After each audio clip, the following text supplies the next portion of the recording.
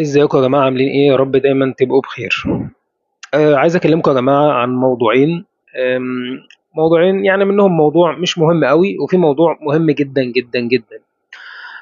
خلينا في الاول كده نبدأ بالموضوع العادي. الموضوع العادي ان اللاعب سالم الدوسري لاعب النادي الهلال السعودي وصل للهدف رقم 5 في كأس العالم في تاريخ مشاركاته في كأس العالم يعني، وكده أصبح هداف العرب برصيد 5 أهداف. طبعا تخطى الكابتن محمد أبو تريكة وحسين الشحات، كل واحد فيهم 4 أهداف، هو بقى 5 أهداف بالهدف اللي أحرزه الأخير في باتشوكا. طيب، أنا ليه بتكلم عن الموضوع ده؟ بتكلم عن الموضوع ده لأن اللي تقريبا أنا كده كده فريق طلع بره البطولة خلاص، بس أنا بتكلم عن الموضوع ده لأن اللي خرجنا بره البطولة أول سبب رئيسي الأنانية بتاعة اللعيبة. الأنانية من بداية ركلة جزاء تريزيجيه ومعرفش إيه، مش هنعيد تاني كرة حسين الشحات اللي كانت في آخر المباراة اللي ما بصاهاش. أنا بقى اللي بتكلم عن الموضوع ده لسبب ان لازم تبقى سالك ولازم ما تفكرش في نفسك علشان تقدر توصل وتقدر تنجح، خصوصا لو كان العمل ده جماعي مش عمل فردي. يعني مش كرة، مش لعبة فردية ان انت تشتغل على نفسك عشان تأدي، لا، اشتغل على نفسك وأدي علشان تنفع فريقك ككل. هو ده اللي انا بتكلم فيه. انا مبسوط من الخبر ده لسبب لان حسين الشحات لغايه اخر ماتش لعبناه اللي هو بورتو، اللي هو تقريبا كان ماتش تحصيل حاصل، خصوصا اثناء مباراه بالميراس وانتر ميامي، والنتيجه كانت رايحه ناحيه انتر ميامي وبعدين اتعادلوا، فكده كده حتى لو كسبنا 19 كنا هنطلع. طيب، اللي مفرحني في الموضوع ان حسين الشحات في مباراه بورتو حتى اللي هي المباراه الاخيره مش عايز يظهر بشكل كويس، لا هو عايز يجيب جول. لازم احرز هدف علشان خاطر ابقى انا هداف العرب بقى، اطلع من المونديال طز في الفريق خسر مش مشكله، خسرنا شكلنا وحش، الناس بتنتقدني من اول يوم لان غلطت في كذا، اظهر طيب انفع الفريق افيد الفريق. طب العب ماتش كويس بحيث الناس ترجع تفكر فيا تاني ان انا المفروض افضل في النادي الاهلي ما امشيش، لا مستحيل. بيحاول برضو كل محاولاته انه يسجل هدف عشان يبقى هداف العرب. هو لازم يتقال اسم حسين الشحات بس، مش مشكله النادي اللي بيلعب فيه، مش مشكله اي حاجه. فالأنانية كانت سبب رئيسي أو السبب الأولاني اللي ضيعتنا من البطولة اللي فاتت. يلا الحمد لله على كل حال، إن خلاص مشوارنا انتهى ونبدأ نركز في اللي جاي إن شاء الله وربنا يكرمنا. تاني موضوع بقى المهم جدا بقى والكوميدي، بيقول لك في خبر اعتذار مجلس أبو ظبي الرياضي عن استضافة السوبر المصري للعام الحالي. وايه، والاعتذار ده كمان ايه، شمل النسخه اللي بتاعه السنه الجايه كمان، يعني اعتذروا السنه دي والسنه الجايه عن تنظيم او عن استضافه السوبر المصري. ده ما بيستضيفوه على طول تقريبا يعني.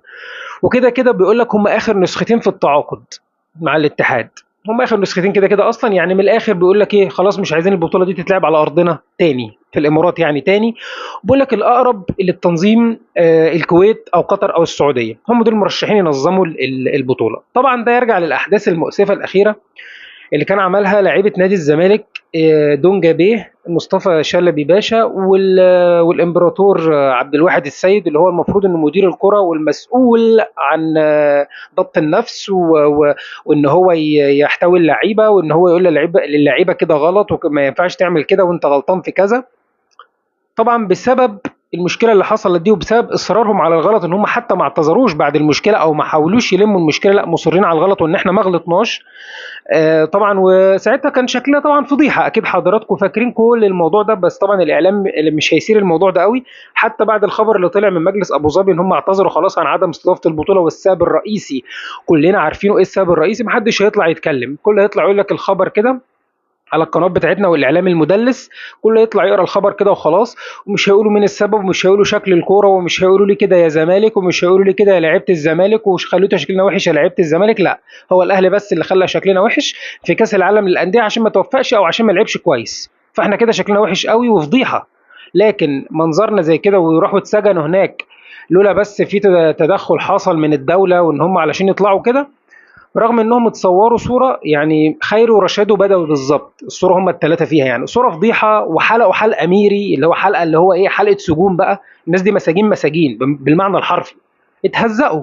فكانت فضيحه فضيحه. ودي كمان اهو، دي كمان نتائج للفضيحه وحاجات متعاقبه علشان خاطر بتبدا تظهر دلوقتي. طبيعي ان هو ما يستضيفش تاني ناس همج زي دول. والدول الخليج كلها يعتبر دول اوروبيه بسبب الامكانيات والفلوس كده ماشي، ايا يكن يعني دول اوروبيه في النظام، دول الخليج كلها بقت تقريبا دول اوروبيه في نظامها. فخلاص ما ينفعش طبعا يبقى فيه همج وناس زي كده بالطريقه دي تلعب على ارضي وتعمل لي مشاكل، لا يبقى ايه، شكرا خالص مش عايزكم. وده طبعا حصل اكيد اكيد اكيد طبعا بسبب لعيبه الزمالك واللي حصل يعني.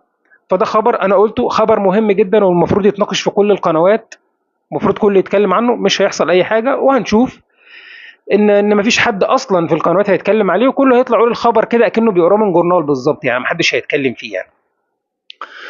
دول خبرين كنت حابب اتكلم فيهم كده، وشكرا انكم سمعتوني، شكرا جدا. السلام عليكم.